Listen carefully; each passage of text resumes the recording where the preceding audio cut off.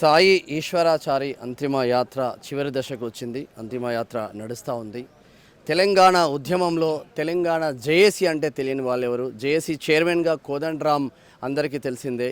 కానీ ప్రతి జేఏసీ ప్రోగ్రాంలో మన జనార్దన్ అన్న తన ఎంతో కృషి ఉండడంలో ఏమాత్రం సందేహం లేదు. ఒకసారి నిజంగానే బీసీ బిడ్డలకు ఇటువంటి పరిస్థితులు ఎందుకు వస్తూ ఉన్నాయి? బీసీ బిడ్డలు చనిపోయినా కూడా కనీసం మందకృష్ణ మాదిగ లాంటి ఒక పెద్ద మనుషులు కూడా ఎందుకు మాట్లాడట్లేదు?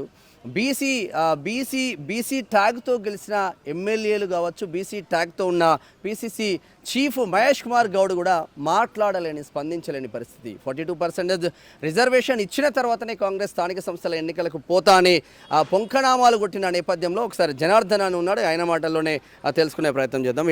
ఎట్లా చూస్తారన్న ఈ చావుని ఎట్లా చూస్తారు? ఈరోజు పేరు ఈశ్వరాచారి, పాలన చూస్తే ఈశ్వరుడు కూడా ఈ పాలనలో బతకలేనటువంటి పరిస్థితి కళ్ళ ముందు కనపడుతున్నది. నిన్న బీఆర్ఎస్ ప్రభుత్వం కావచ్చు, ఈరోజు కాంగ్రెస్ ప్రభుత్వం కావచ్చు. రాష్ట్రంలో అయితే బీఆర్ఎస్ కాంగ్రెస్ ప్రభుత్వాలు, దేశంలో అయితే మార్వాడి ప్రభుత్వం. ఈ మూడు ప్రభుత్వాలు కూడా బీసీలను మోసం చేస్తూ పాలన కొనసాగిస్తూ వస్తున్నది. నిజానికి తెలంగాణ ఉద్యమ ప్రస్తావన వచ్చింది కాబట్టి చెప్తున్నా.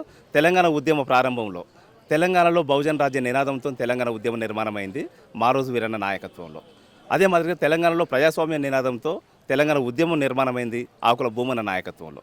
ఏ లక్ష్యం కోసమైతే తెలంగాణ ఉద్యమాన్ని నిర్మించి తెలంగాణ రాష్ట్ర సాధనలో భాగస్వామ్యమై ఆ ఉద్యమానికి నాయకత్వం వహించి అనేక త్యాగాలు చేసి తెలంగాణ రాష్ట్రాన్ని సాధించుకున్నామో ఆ ఉద్యమ ఫలాలు ఈరోజు బీసీలకు, ఎస్సీలకు, ఎస్టీలకు అందుతలేవు. ప్రధానంగా బీసీలకు అందుతలేవు.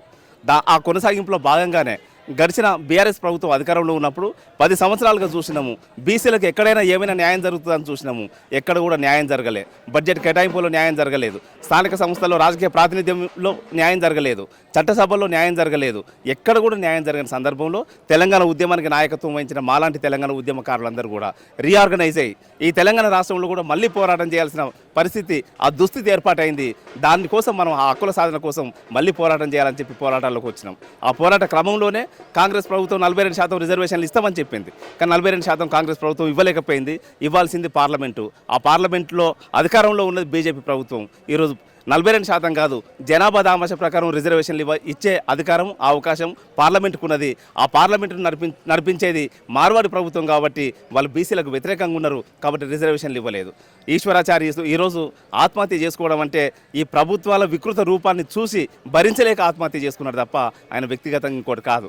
సమాజం కోసం ఈ దేశంలో, రాష్ట్రంలో మెజారిటీ ప్రజలైన బీసీలో ఇన్ని రకాల బాధలు పడుతుంటే, ఉత్పత్తిలో ప్రధాన భాగస్వాములైన ఈ బీసీలో ఇన్ని రకాల బాధలు పడుతుంటే వీళ్ళకు రక్షణ ఎక్కడనేది రాష్ట్రంలో అని చెప్పి ఆ ప్రభుత్వ విధానాలని నిరసిస్తూ ఈరోజు ఆత్మహత్య చేసుకున్నాడు. ఆయన ఆత్మహత్య చేసుకోవడం అంటే తెలంగాణ ఉద్యమ క్రమంలో శ్రీకాంతాచారి ఎట్లయితే ఉద్యమ విత్తనాలు నాటి ఆయన అమరుడే తెలంగాణ రాష్ట్రాన్ని సాధించడానికి దోహదపడ్డాడు, ఈరోజు ఈశ్వరాచారి కూడా ఇక్కడ బీసీ ఉద్యమ నిర్మాణానికి ఒక విత్తనమై ఈరోజు మొలకెత్తుతున్నాడు.